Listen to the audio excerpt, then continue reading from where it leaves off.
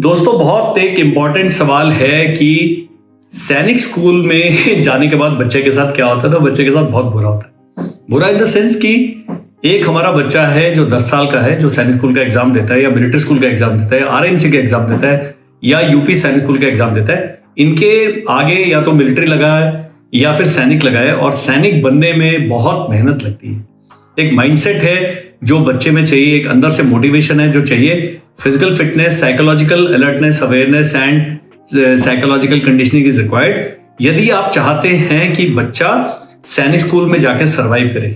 बहुत सारे पेरेंट्स की शिकायत होती है कि हमारे बच्चे की एकेडमिक परफॉर्मेंस डाउन हो गई होगी क्योंकि वहां ट्यूशन नहीं है, वहां पर अपने आप बच्चे ने सब कुछ करना है। बहुत अच्छे तरीके से सैनिक स्कूल में टीचर्स पढ़ाते हैं, लेकिन यदि आप सोचते हैं कि वहां से बच्चा सीधा निकल के आईआईटी जाएगा या नीट का एग्जाम क्लियर करेगा, वो सैनिक स्कूल का एम नहीं है, उनका मैंडेट नहीं है। उनका मैंडेट है राष्ट्रीय रक्षा अकादमी और नेवल अकादमी की जो एनडीए की परीक्षा है उसके लिए बच्चों को तैयार करना।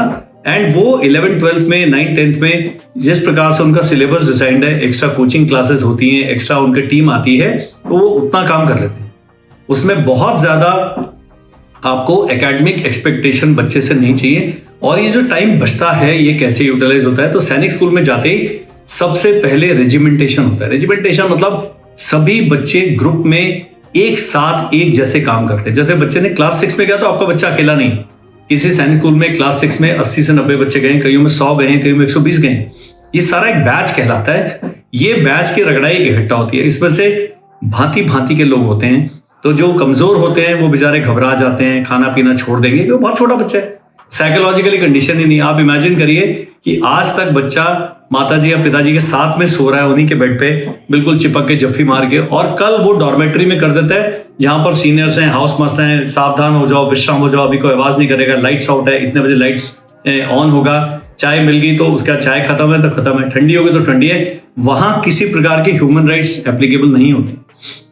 हर चीज परेड की तरह है। अगर आपकी तबीयत खराब है, आपके सिर पे हाथ रखने वाला कोई नहीं। वहां पर उस्ताद बोलेगा भाई जाओ अपना एमआई रूम में जाओ, वहां से दवाई लेके आ जाओ, एक परेड ऑफ कर दिए। लेकिन सारा प्रेशर आपने खुद विथस्टैंड करना है। फिर जब बच्चे जाते हैं उनमें आपस में एडजस्टमेंट में इश्यूज आते हैं।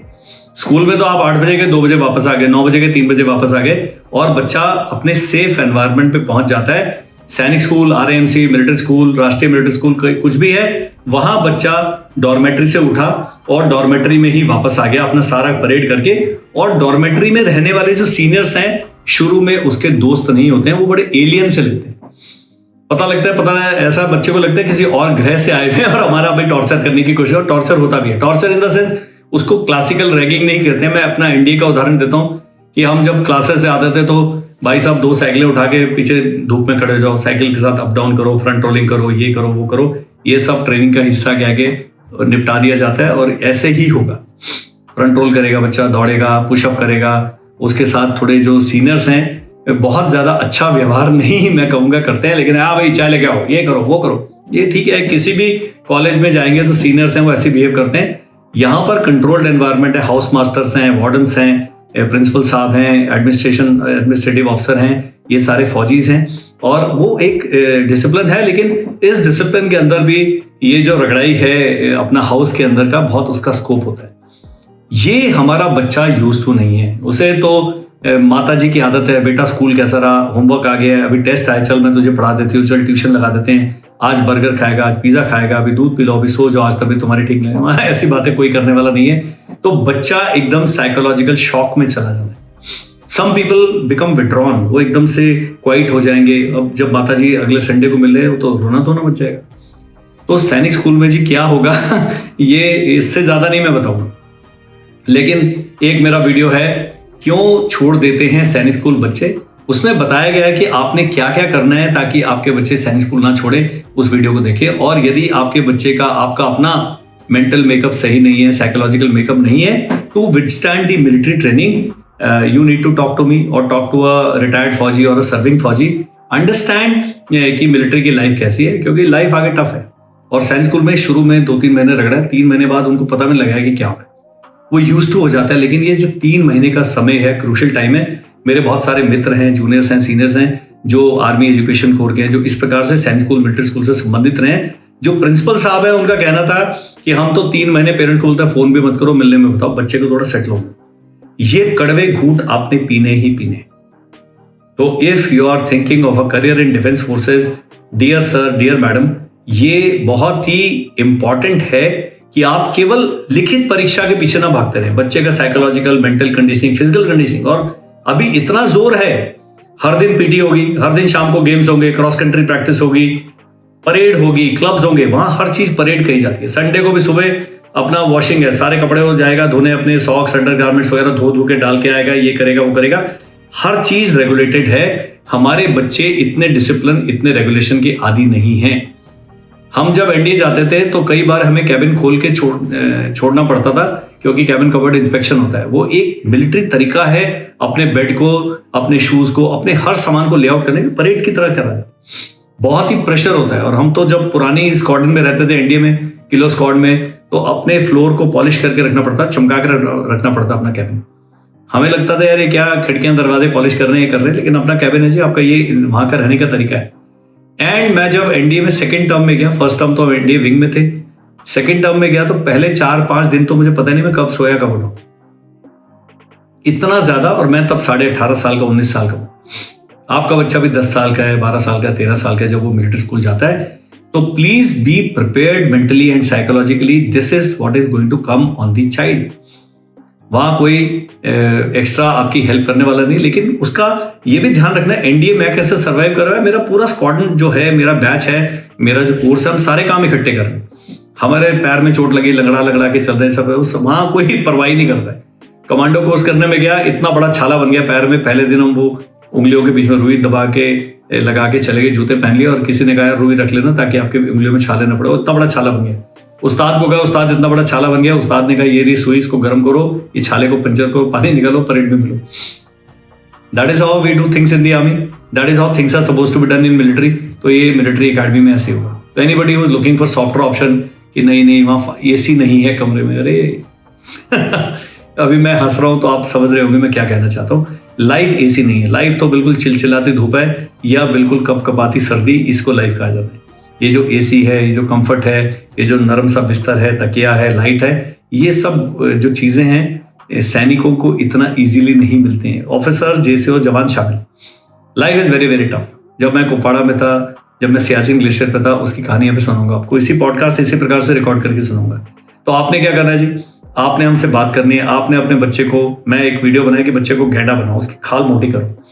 बच्चे सेंसिटिव हो गया, उसने मुझे मोटा बोल दिया, उसने मुझे सुकड़ी बोल दिया, उसने मुझे ये बोल दिया, वो इमोशनल इशू बना गया। कुछ फर्क नहीं पड़ता किसी के कहने से, लेकिन दे गेट सेंसिटिव।